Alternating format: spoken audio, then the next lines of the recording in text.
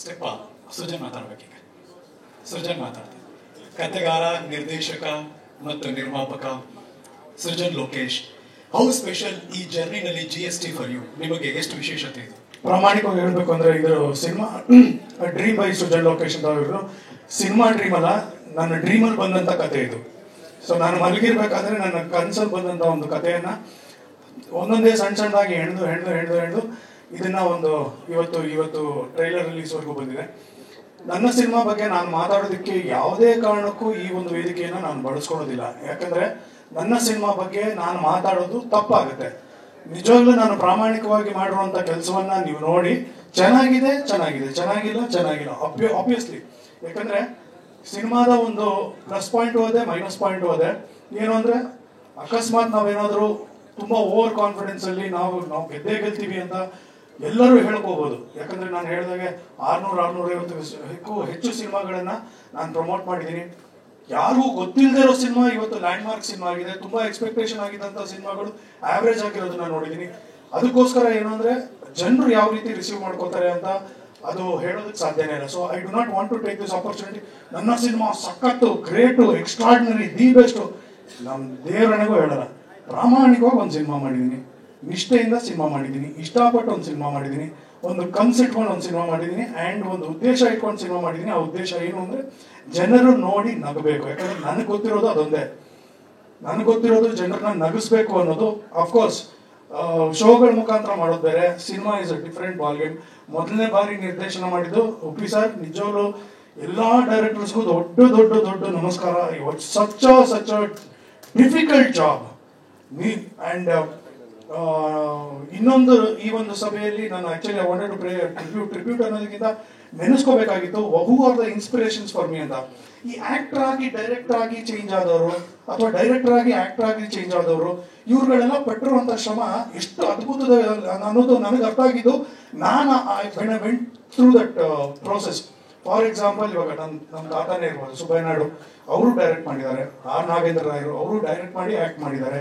ಆಮೇಲೆ ಪಂತುಲ್ ಅವರು, if I am not wrong, ಆಮೇಲೆ ಕಾಶಿನಾಥ್ ಸರ್, ನೀವು, ಆಮೇಲೆ ನಮ್ಮ ರಿಷಬ್ ಇರ್ಬೋದು, ರಕ್ಷಿತ್ ಇರ್ಬೋದು, ಈ ಹಲವಾರು ಹೆಸರುಗಳಿದೆ. ಈ ತರ ರವಿಚಂದ್ರನ್, ಶಂಕರ್ನಾಗ್ ಅವರು,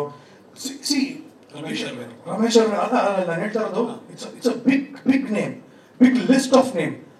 ಬಟ್ ಆ ಪ್ರೋಸೆಸ್ ಇದೆಯಲ್ಲ, ಕೂತ್ಕೊಂಡು ಕತೆ ಮಾಡಿ ಅದಕ್ಕೆ ತಲೆ ಕೆಡಿಸ್ಕೊಂಡು ಅದನ್ನು ಮಾಡಿ ಆ ಮಾನಿಟರ್ ನೋಡೋದು, ಓಕೆ. ಆಮೇಲೆ ಈ ಒಂದು ಸರ್ದಾರ್ ಗೆಟಪ್ ನೋಡಿದ್ರಲ್ಲ, ಅದು ಡಿಸ್ಗೈಸ್ ಅಲ್ಲಿ ಇರ್ತೀನಿ ಸೆಕೆಂಡ್ ಹಾಫ್ ಅಲ್ಲಿ. ಸೊ ಅದು ಏನಂದ್ರೆ I am not use to that. ಅದು ಆಕ್ಚುಲಿ ಇಲ್ಲಿ ಬೆಂಗಳೂರಲ್ಲಿ ನೆಲೆಸಿರುವಂತ ಒಬ್ಬ ಪಂಜಾಬಿ ಹುಡುಗನ ಕರೆಸಿ ಆ ಪೇಟ ಏನಾಗುತ್ತೆ ಅಂದ್ರೆ, ಯೂಶಲಿ ಆ ಟರ್ಬನ್ ಕಟ್ಲಿಲ್ಲ ಅಂದ್ರೆ ತುಂಬಾ ಆಡಾಗಿ ಕಾಣುತ್ತೆ. ರೆಡಿಮೇಡ್ ಪೇಟ ಅಂದ್ರೆ ಟರ್ಬನ್ ಬರ್ತಲ್ಲ ಸರ್, ಅದು ತುಂಬಾ ಕೆಟ್ಟದಾಗಿರುತ್ತೆ. So I made sure that I go through that process. ಇಲ್ಲ ಪ್ರತಿದಿನ ಬರೋನು ಅಲ್ಸೂರ್ ಹತ್ರ ಇದೆಯಲ್ಲ ಗುರುದ್ವಾರ, ಸೊ ಅಲ್ಲಿರುವಂತ ಹುಡುಗ ಹಿ ಯೂಸ್ ಟು ಕಮ್, ಪ್ರತಿದಿನ ಬಂದು ಒಂದೆರಡು ಸಲ ತೆಗಿಯೋದು, ಕಟ್ಟೋದು. ಅದೇನಂದ್ರೆ ನಂಗೆ ಅಭ್ಯಾಸ ಇಲ್ಲ, ಕೇಳಿಸಲ್ಲ ಅದಕ್ಕೆ.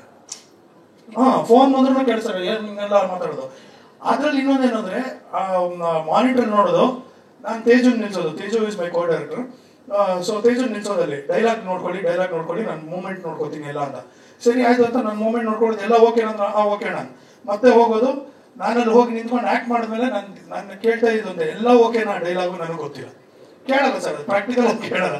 ಸೊ ಈ ಥರದೊಂದು ಪ್ರೋಸೆಸ್, ಈ ಥರದೊಂದು ವಿಚಾರಗಳು, it is so fantastic. But ಒಂದು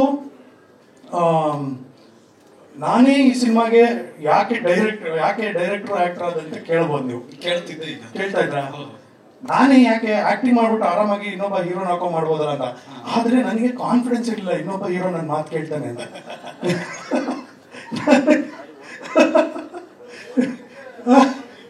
ಇಲ್ಲ ಸರ್, ನನ್ ಕತೆ ಸರ್, ಹೆಂಗ್ ಸರ್ ಬಿಟ್ಕೊಂಡ್ಲಿ ಬೇಡ.